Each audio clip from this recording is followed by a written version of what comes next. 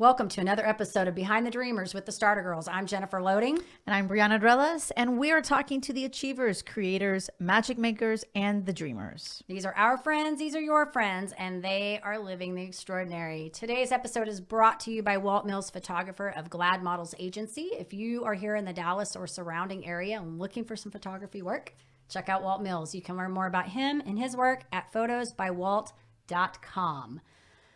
All right. We're back in studio. We're back in studio. Yay. And we're super excited. We have a guest here today, which is always fun. We love it when the guests are here. So welcome, Tricia. We're so happy to have you here today. And we want to tell our audience a little bit about her because she's amazing. And for those of you that have been following us for a while, if you followed Starter Girls, Scott Ferguson, whom of which was a guest on our show, is the one that connected us to Tricia. That's right. Which is here with us today. All right, so a little bit about Tricia. Tricia Roos is a Dallas wife and mother who built her career coaching young athletes. However, multiple state volleyball championships pale next to what she gained through tragedy. Against the advice of medical experts, Tricia completed her pregnancy with a child diagnosed with a fatal chromosome condition. That season, her team won. The child in her grew, and eventually Tricia held and loved the daughter no one expected to live. Then in 6 days, Tricia and her family rewrote the medical chapter on Trisomy 18, living out a story that galvanized the large high school she worked in and the media in her city. She continues to inspire her audiences and her audience and readers today. So welcome to Behind the Dreamers, Tricia. We're so happy to have you here. I'm glad to be in person. This is so much more fun. Isn't it? Mm-hmm. We agree. We absolutely agree. Don't you agree? Oh, yes, I do. That's right. I do agree. So, yeah, we're happy you're here. We are. And I love that you're sharing your story and just continuing to support others, encourage others, and inspire them. That's why we're here, right? Yes. And it took a long time to get to that point, I think. But after writing a book and being able to speak about our experience, I think that it's more time for me to help others and pull others that are down at the bottom that are experiencing tragedy than for me needing that help that I once needed so desperately. Yeah. Okay, well, I want to open this up because I actually went in because I didn't know what this condition was. So it was new to me. I know Brianna's familiar, but so when I mentioned, who you were and what you're about, Brianna's like, oh, I know about that. But I had to go in and look this up. And so I imagine that some of our listeners are going to be, what is this? Yeah. So I think let's start with that. Tell us a little bit about what this genetic condition is so that our listeners know what we're talking about here and how this kind of shaped, you've got a lot going on here and you've had a lot going on, which is amazing. Yeah. But tell us about that first. So the easiest way to describe it is like so many people know what Down syndrome is, and Down syndrome is actually called trisomy 21. And so trisomy 18 typically presents itself as more severe heart conditions and brain conditions, but it's very much like Down syndrome. And so nowadays, I don't even remember this being an option with my first pregnancy, Annabelle. This pregnancy was my second. And my doctor told me at 12 weeks that I could do a blood test to figure out gender of the baby. And I'm a planner. I had a boy already. I really secretly wanted a girl and to start buying girl clothes and painting walls pink. And so we agreed to the blood test. But really, the blood test was way more than gender. It had a panel of things you could find out about the baby. But I didn't even consider anything else being wrong. I was 32. My first pregnancy was healthy and normal. And so when I got the call from my doctor about the results of the test, again, I was like, gender is all I really care about and all I assumed I was going to get out of it. And so she did tell me it was a girl, but she said that she tested positive in this panel for trisomy 18. And a lot of these blood tests, it can be false positives, but, not commonly, but it can happen. We actually had some really good friends that did the same blood test and their baby tested positive for trisomy 21 for Down syndrome, and it ended up being a false positive. So I knew that was a possibility. That's what I was praying real hard for. But we ended up at a specialist who confirmed the diagnosis. And so there I was at about 12 weeks pregnant, knowing that my baby was testing positive to something that's considered incompatible with life. The specialist recommended an abortion. But for me and my husband, we knew that there was still a chance of her surviving. And I think my coaching background really kicked in. I was like, I tell my kids all the time, even if you're up against the number one team in the state, we're just going to fight and we're going to try our best. And you can walk away from that feeling like you did everything you could instead of just giving up. And so we decided to continue the pregnancy, and I had to just go in with the mindset that we're going to support her any way that we can. And if that means it's a stillbirth or it means that she takes 3 breaths and passes away, we just really wanted to see it out and let it go the way it should. And of course, I was a high school coach, and my team had won back-to-back state championships the 2 years prior. And so I found out this news on July 15th, and volleyball season starts August 1st. And so we kept all of this to ourselves at first. There was just a week of like crying and tears and processing. But I knew that if I was going to go into this volleyball season, I had to be honest. I couldn't lie. I had to be vulnerable, because the reality was that a lot of these pregnancies end in stillbirth, and, you know, I'd have to give birth to a baby and be on maternity and leave my whole team for the rest of the season. And so we went on this retreat at a lake, and I remember telling the girls, and there was a lot of tears, but they were just like, we're here. Like, we're going to be here for you. We're going to fight with you. My assistant coach was ready that if anything happened, he would be ready to step in as head coach. And that was really hard, because those were teenage girls that had never been exposed to anything like this. And even for their parents, I had to tell them, like, I'm going to tell your girls some really heavy stuff. But I can't lie. I have to be honest, and I'm going to let them know what I'm going through. But that whole season, we went on to win the state championship, and we had a lot of talent graduate. So this wasn't an easy state championship for us. And I think that just because we were in it for something bigger than ourselves, I saw these teenage girls fighting for just something bigger. They were incredibly selfless. At practices, there was no whining, complaining, drama. If any of you have experienced teenage girls, sometimes they're dramatic, really dramatic. But we didn't let anything come between us. And I was lucky enough to still be pregnant by the end of the season. I looked like a giant whale, but I was running up and down those sidelines, coaching them through it. And even our state championship rings have her name engraved. We called ourselves Annabelle's Army. And then I went through that next month and a half, just mentally preparing for whatever would come. I had no idea what would come, but I was like, I'm just going to do everything I can to stay healthy and keep my blood pressure down. And we did get to meet her live. The whole room was full of doctors and nurses, because this was the first live Trisomy 18 birth at Baylor downtown, which is a huge hospital, that any of these nurses and doctors had experienced. And she didn't breathe for the first 4 minutes or so. It was just silence. And then this little lion purr cry came out of her. And from then it was like my maternal instinct and my fight kicked in. I was like, I want to hold her. I want to be with her. I want to introduce her to my family. And I'm just going to live in the moment, and I'm going to love her for every minute that I can. And I think so many times in life we sit there and like we waste a day doing nothing, but we counted minutes and hours. And at the end of every day we sang happy birthday, because it was like, we made it 24 hours. This is a miracle. And so she lived 6 days. We got to take her home. She died in my arms. But I look at that situation now 7 years later, and I'm like, I am so lucky I got to be her mom, that I got to journey through the hardest time of my life. And I saw myself persevering. And I've taken that experience now and written a book about it and made it bigger than myself, because the book is called When Wishes Change. And I think so many of us go through life with these big wishes and dreams, which you should do, but they don't all come true. And when something doesn't go your way, it's like, well, how do you look at that situation and find positive, find joy, happiness again, and pivot into something new, a new opportunity? And we did have another child after. And so I have 2 living children, 10 and 5, and they love talking about their sister, and she's a part of our everyday life. But I think just through going through that, I learned a lot about life and not giving up, and really just like surviving a tragedy and seeing it in a positive way instead of just being paralyzed by fear. So.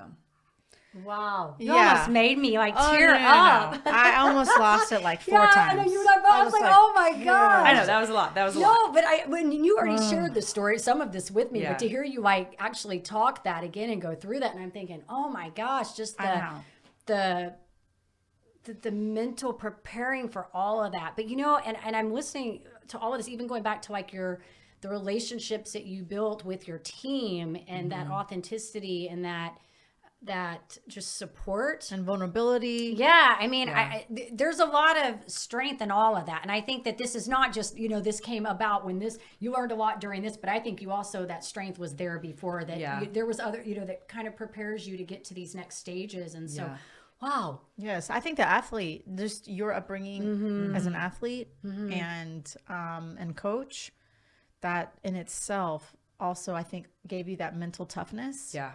To commit, yes, and to see it go through. all in. That's right. Well, and that's why I love coaching, because my whole life I've been coaching volleyball, but I always see it as so much bigger than that. Because if you can persevere through a season and through injuries and through controversy with teammates or battling, it just ends up applying in life later through your job, through your family, through other circumstances in your life. And I saw it was almost like all the things that I've said to athletes my whole life, I was like, use it on yourself, and even last year. So I came up with the book title literally like this time last year as I was about to go to print. It was like the last thing. I didn't have a book title, and everything was like, Annabelle's Army or something about her. But I was like, no, it's bigger than that. It's bigger than that. And so when that title came to me, it was like a meeting with my editor, and I must have said the phrase "when wishes change," and then she like stopped me and said, "You have a book title." But at the time I was working full time in a job I thought I would be at for my entire life. But something felt uncomfortable and things were changing. And I had a new boss that was narcissistic and, demeaning. And there were so many things that my own book title was like, "When wishes change." Like, I know you think you're going to be here your whole life and this is your path, but no, that's not it anymore. And I kind of went through, it was a very different processing than losing a child, but I went through the whole thing over again where I had to step back and say, do I want to be miserable? Do I want to have panic attacks? Do I want to be, sad and upset and lonely? No. So then what can I do to change it? And how can I find opportunity in that change? And the book came together, and then speaking opportunities came up, and now I'm consulting and I'm coaching volleyball. It's like I traded one job for 4. But I'm much happier. But I had to get out of that comfort zone, and it was a lot of hard nights and a lot of hard conversations with myself and with my husband all over again, of not knowing what the future would bring, but knowing I was no longer where I was supposed to be.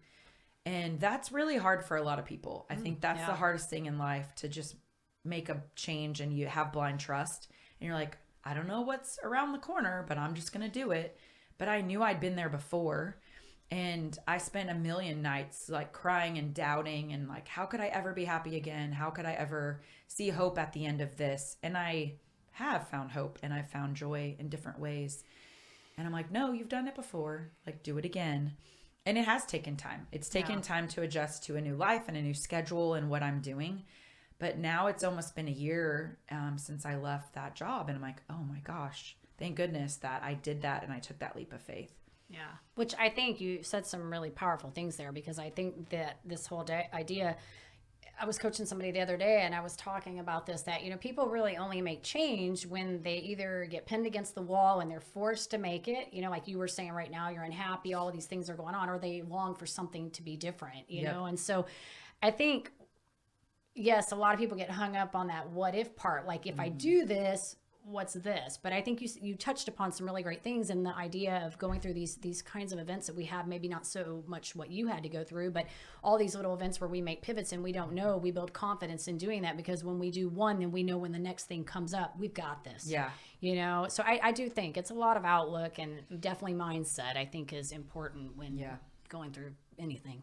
And that's what I think is neat about what we do here, because we bring people on that are not just, you're in a great place, where you have this story, but you're also this entrepreneur too. And you've learned to take your tragedy and put it into a place where now you can help other people. And, but I think there's so much commonality between these things that we go through in our personal life and how they relate to how we conduct our business too, because how you show up in one area is how you show up in the other.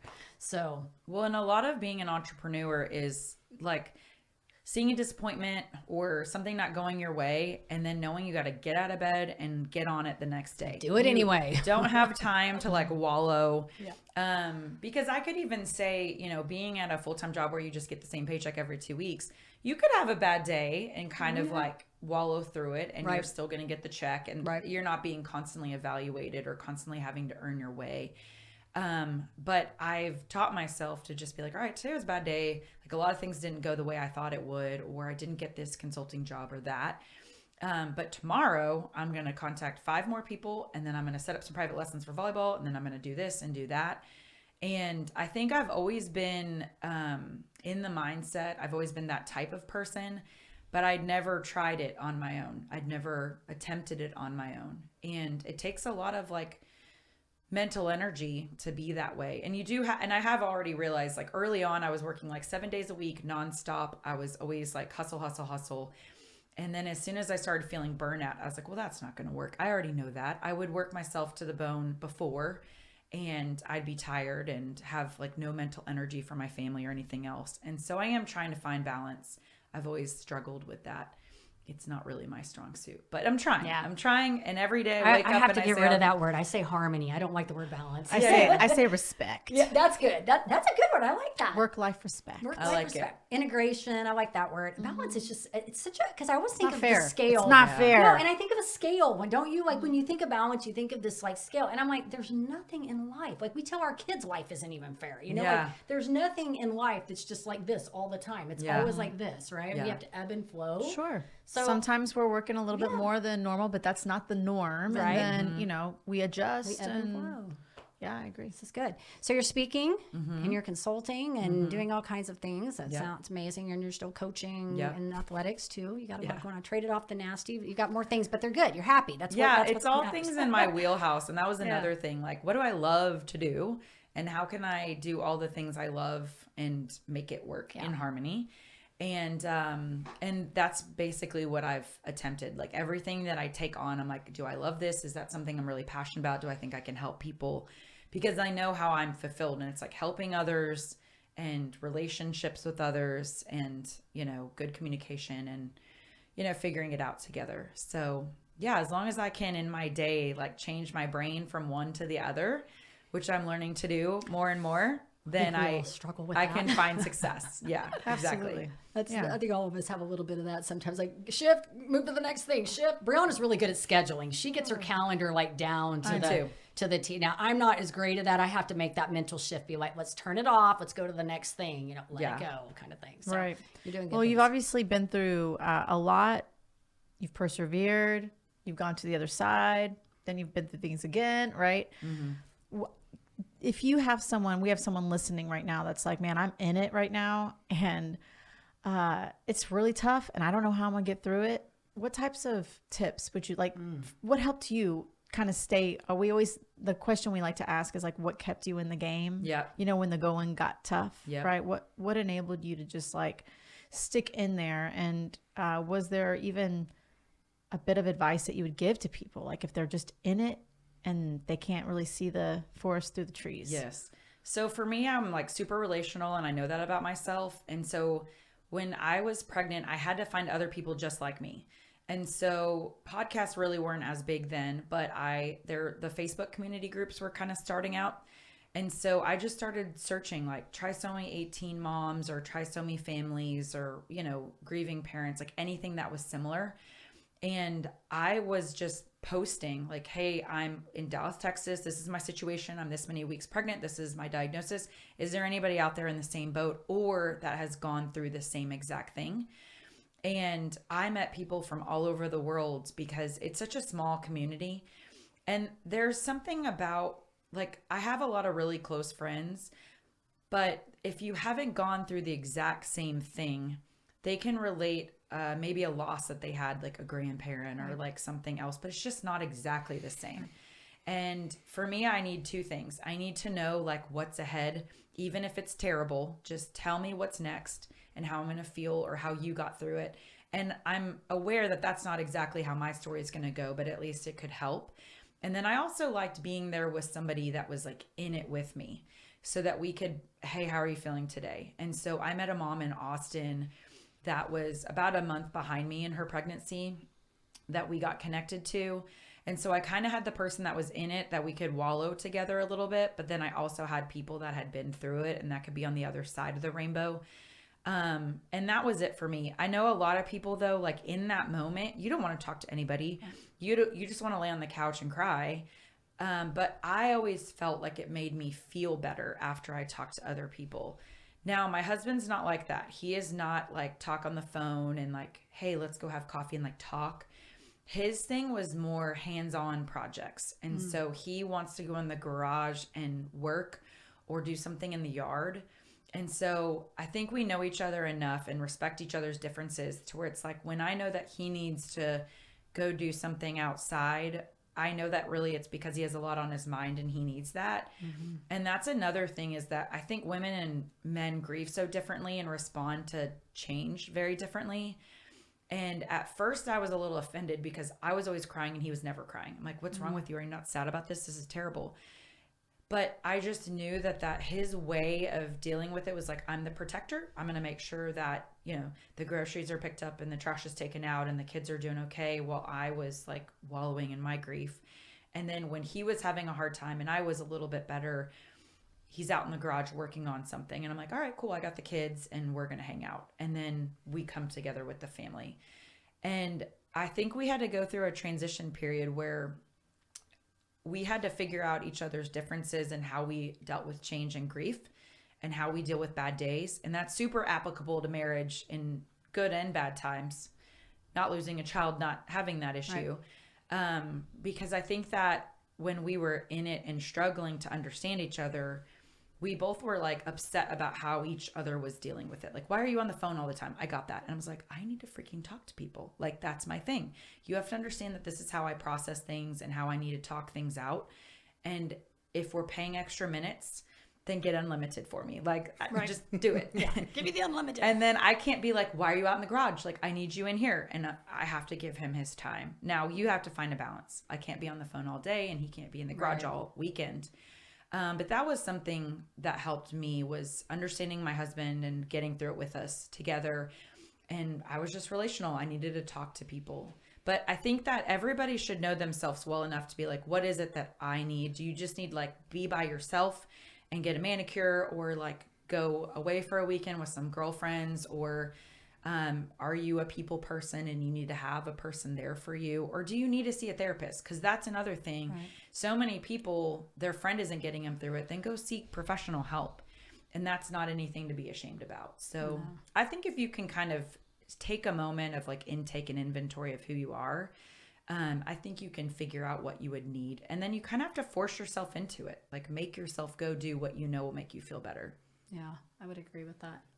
And I'm listening to you and I was cracking up because when you were saying like your husband has to go out in the garage, like I go to work. That's how I am too. I don't need to talk and I don't need to stew. I need to just work. I need to be left alone to go do what I need to do. And I will be gone. You won't find me. Yeah. I'm like you. I need to talk it out. I need to figure it out. And sometimes it's just me going on a walk and talking to myself. Yeah.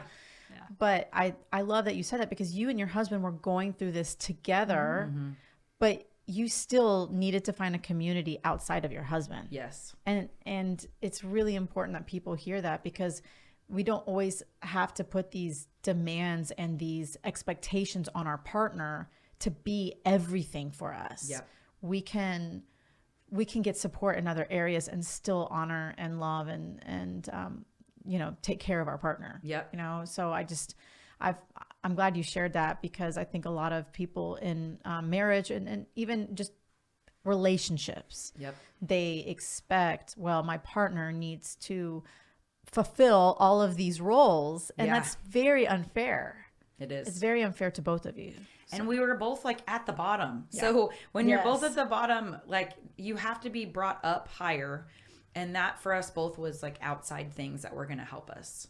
So but now I feel like now that we figured that out through the hardest time in our life, it's been so applicable in so many other circumstances when his job's not going well and when I took a leap of faith and left my job. And so I just think the marriage got stronger from that. And that's something that you have to put that focus on and figure out with each other, or else it could just fall aside and things wouldn't go well between your spouse or partner. Right. Yeah. That's a lot of good stuff. Yes. Well, and I was thinking while you're talking about that, because I was thinking about even how that applies in business, because so often I mean, just kind of flip this for a second. We get into a field that we're in, and we think that so often the people that are in our circle are our competitors, and then we also think they're the only people that know who we need to talk to. And oftentimes we need to step out of that space and talk to other people, and which kind of leads me into my next question, because I want to ask you, for somebody that's thinking about in the entrepreneur space, like taking all this stuff that you went through, what you learned from that, move that into the entrepreneur space. And you said some really good things about what's keeping you in the game. But what would you offer somebody maybe starting out as an entrepreneur coming into this space? Maybe they want to be a speaker or an author or, I don't know, kick up another business. Well, I always say in like all 4 of my jobs, like, you don't ever have to reinvent the wheel. Like somebody out there has already done it and done it well. And you don't have to create anything by yourself. And again, back to me knowing that I'm a relational person, I'd never written a book. And so I was like, well, I got to figure this out. And so I have a friend whose sister wrote a book or several books. And I'm like, well, she must know. And so I took a course from her. And then I'm like, well, I'm not an editor, so I got to figure out who can edit. And so I started talking to people that wrote and found myself my editor. And then I don't know how to publish. Why would I figure that out on my own? Millions of people have already published books. And so I got real into podcasts. I listened to like a book marketing podcast and a book publishing podcast. It was like everything that I needed to learn. I was constantly, and with the pandemic, we drove everywhere for vacations. So for 12 hours in the car, I would just be plugged into some podcast when I was driving, so that my husband had to deal with the kids. And I was like, oh, I'm sorry, I can't hear you. I'm listening. Podcast on. Focusing on the road. I'm working right now, kids. And then we would like trade responsibilities. But that was like a really big growth time for me. And then when I got into the speaking, it was the same thing. I mean, I'm like, I don't know. I've never done this before. I need to talk to people that are, and again, people like me, like in the same space. Like I have a very niche message and like a space of who I think my audience is. Well, I need to find somebody that's spoken to the same audience or sold the same kind of a book and how they found success. And then really in coaching volleyball, I mean, my whole life, I mean, I've coached for so long that now I'm kind of like the mentor to a lot of people, but I follow 1 million Instagram accounts that are drills, volleyball drills and volleyball advice and, ways to help athletes. I've read every mental performance book that's out there for coaching and training athletes because I don't want to think that I'm ever done growing and learning. And kids have changed so much. Even since I started coaching, the kids and the way that they learn, the way they process information, and definitely how their parents are is a different world. So if I was stuck in coaching the way I did when I first started out, I couldn't be successful. I would not be successful. So I've had to adjust in that way as well. And then with consulting, I was going to do it kind of more on my own, but instead I found this consulting group. I found guys with tremendous experience and I'm like, I want to be with y'all. I want to be on your team and I'm happy to start at the bottom. And now I'm like in an observing state where, I'm listening in on a lot of projects, but they're the leads so that I can eventually be that person. But I didn't know everything about consulting. Yeah. So why don't I just follow you around and see how you do it? So wow. I feel like I'm constantly trying to grow and learn and not think that I know everything. Yeah, I got the whole student of learning there. That was like the whole overarching message of the whole thing. Be a learner. Be a learner. Yes, be a learner. Don't be afraid to grow. So funny because I just put a post up on my Instagram today about personal development. You'll have to check it out. But it was all about how somehow we were talking about French. I don't know how that came up, but the whole thing was about we should never stop learning or get to a place where we think we don't have to grow as individuals. Yeah. So thank you for confirming that today. Yeah. Absolutely. It resonates well. Wow. This has been great. great. Yeah, we're so thankful that you could be here today. I think we need to ask a few rapid fire. Rapid fire. You want to kick it off? Yes. You kick it off. Okay. Yes. The idea behind this is to answer it very quickly. Oh, okay. As quick as possible. Yes. I like it. Okay.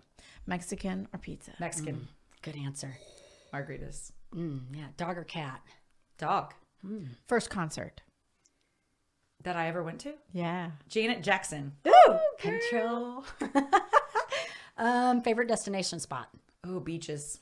Anywhere. Okay. I get to ask the last question. Go for it. What's in your Amazon cart? Oh, books right now. I have a couple books. It's my favorite question. Yeah. I know, and I stole it today. It's all good. All good. All right, Tricia, tell us one more time the name of your book. And if our audience wants to get in touch with you, purchase the book, check out what you're doing, where do we want to send them? All the things. So the book is called When Wishes Change. The website is When Wishes Change. And honestly, the fun thing about it is that there was a documentary made out of my whole story, and that and a ton of behind the scenes footage is there. And I love books that are based on true stories because I'm like, oh, it's real, you know, or like a movie based on a true story. And so, I mean, there's like a 2-minute video of me waddling around at the state championship game and highlights from the game. And there's a video on there of my son singing to Annabelle like the day before she died and holding her. It got like 50 or 60,000 views when we first posted it.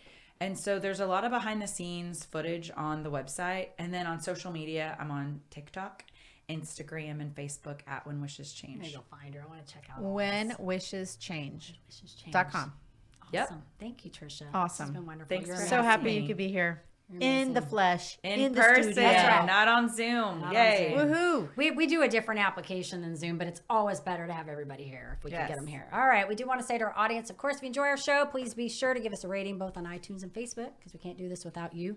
Hit the subscribe button on That's YouTube. right. And we want to leave you with a final thought before we say goodbye. And this is a quote from Ayn Rand. And I felt like this was very appropriate. The question isn't who is going to let me, it's who is going to stop me. Ooh, I Boom. like Ayn Rand. That's good. Yeah, I like Awesome. that too. All right. To live the extraordinary, you must start, and every start begins with a decision. You guys take care, be safe, and be kind to one another. We will see you next time.